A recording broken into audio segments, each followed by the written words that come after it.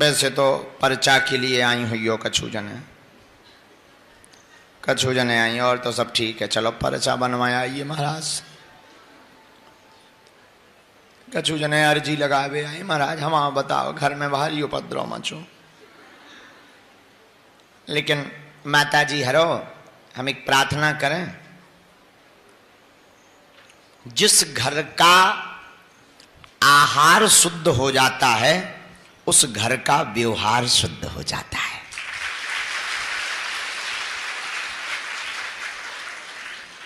जिस घर की माताएं किचन में स्नान ध्यान करके माता अन्नपूर्णा को प्रणाम करके भोजन बनाती हैं और भोजन की पहली थाली अपने ठाकुर इष्ट आराध्य भगवती के लिए लगाती हैं, उसी फिर भोजन पर वह भोजन बन जाता प्रसाद, फिर उस प्रसाद को परिवार के सदस्य को देकर के खिलाती हैं। वो घर घर नहीं, वो घर मंदिर बन जाता है।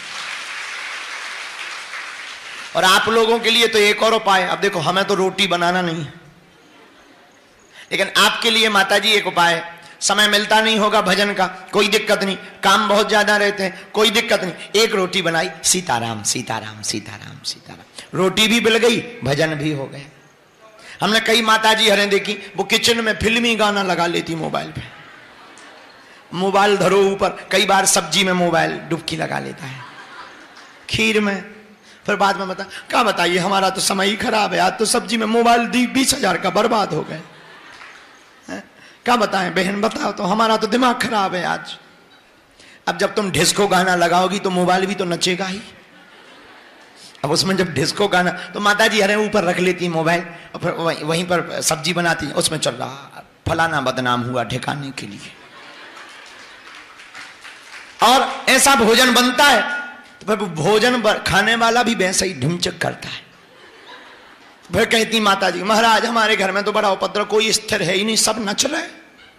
माताजी जब भोजन नचते हुए बनेगा, देखो हमने एक बार एक संत जी से पूछा, महात्मा जी आप किसी और का बना हुआ भोजन क्यों नहीं पाते, अपने हाथ से क्यों बनाते हो?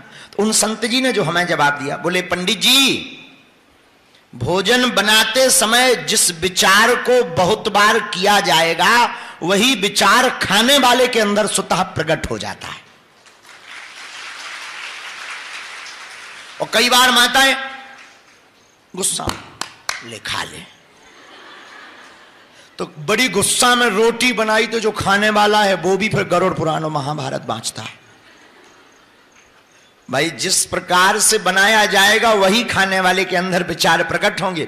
इसलिए हमेशा किचन में रसोई घर में पवित्रता के साथ प्रवेश करना चाहिए, और गीत लगाने ही है तो भगवान का भजन लगा लेना चाहिए। और एक रोटी बनाई, सीताराम का जाप किया, तवे पर रखी, सीताराम का जाप किया, भगवान का भजन हो गया, काम का काम हो गया और आराम का आराम हो गया। तो बढ़िया सार, बढ़िया उपाय भजन का। फिर दूसरा वही देखो, पहले अब यहां तो बूढ़ी माताएं भी बैठी हैं, अभी भी हमारी माता जी रोटी बनाती हैं तो पहली रोटी गाय को निकालती, लास्ट की रोटी कुत्ता को। जमाना बदल गया, थोड़ा मॉडर्न हो गया, आप लोगों की बात नहीं कर रही है तो हम विदेशियों की बात कर रहे हैं।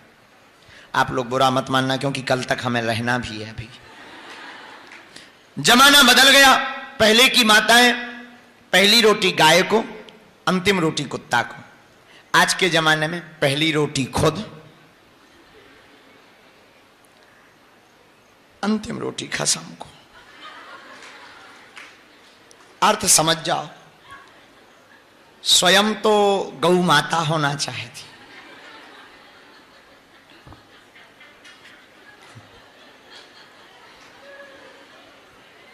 Dot dot dot.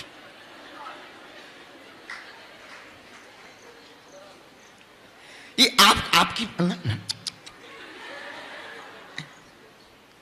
दूसरे प्रदेश की बात हम बताना ये चाह रहे, जिस घर का भोजन का शुद्धि हो जाता, इसे कहते आहार शुद्धि। क्या कहते? और पहले नंबर पर आहार की ही शुद्धि होनी चाहिए। जिस घर में आहार की शुद्धि हो जाती है उस घर में परिवार और फिर व्यवहार की शुद्धि हो जाती है। इसलिए माताओं, कल से ही एक नियम बना लेना, पवित्रता के साथ रसोई घर में प्रवेश करके माँ अन्नपूर्णा को प्रणाम करके भगवत भजन करते हुए भोजन रस प्रसाद बनाना और पहली थाली भगवान को लगाना, उसी थाली का प्रसाद फिर सबको पवाना, सबकी थाली में रख देना। फिर जो जो वो भोजन करेगा सबकी सद्बुद्धि रहेगी, बुद्धि निर्मल रहेगी, बच्चों को शांति मिलेगी और उनकी बुद्धि निर्मल होकर भगवान की भक्ति में लगेगा और आपका घर घर से फिर मंदिर बन जाएगा।